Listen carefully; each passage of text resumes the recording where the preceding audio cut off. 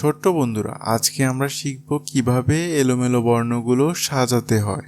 প্রথমে এলোমেলোভাবে দেওয়া আছে দীর্ঘ ই, স্বরে অ, হ্রস্ব উ, হ্রস্ব ই, স্বরে আ।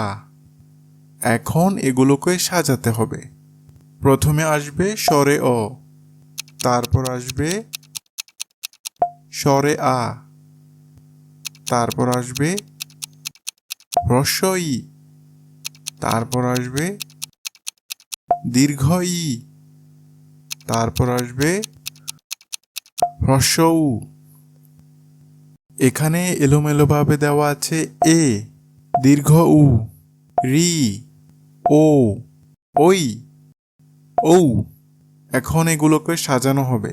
প্রথমে আসবে দীর্ঘ উ, তারপর আসবে রি, তারপর আসবে এ, তারপর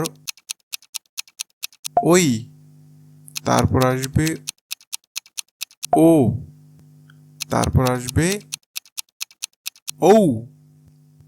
এখানে এলোমেলোভাবে দেওয়া আছে হ্রস্ব ই, স্বরে অ, স্বরে আ। এগুলোকে সাজিয়ে লিখলে প্রথমে আসবে স্বরে অ, স্বরেয় স্বরেয়তে অলি অলি ঘুরে ফুলে ফুলে। স্বরে আ, স্বরেয়া স্বরেয়াতে আম আমটি আমি খাবো পেরে। হ্রস্ব ই, রস্যই রস্যইতে ইলিশ ইলিশ হলো মাছের রাজা। এখানে এলোমেলোভাবে দেওয়া আছে হ্রস্ব উ, দীর্ঘ ই, দীর্ঘ উ। এখন এগুলোকে সাজানো হবে। প্রথমে আসবে দীর্ঘ ই, দীর্ঘই দীর্ঘইতে ঈগল ঈগল হলো শিকারী পাখি। হ্রস্ব উ, রস্যৌ রস্যৌতে উট উট হলো মরুর জাহাজ। দীর্ঘ উ, দীর্ঘ দীর্ঘৌতে উষা উষা ওঠে রোজ সকালে। এখানে এলোমেলোভাবে দেওয়া আছে ওই, এ, রি। এগুলোকে সাজালে প্রথমে আসবে রি, ঋ ঋতে ঋতু ষড় ঋতুর বাংলাদেশ। এ, এ এতে একতা একতাই শক্তি একতাই বল।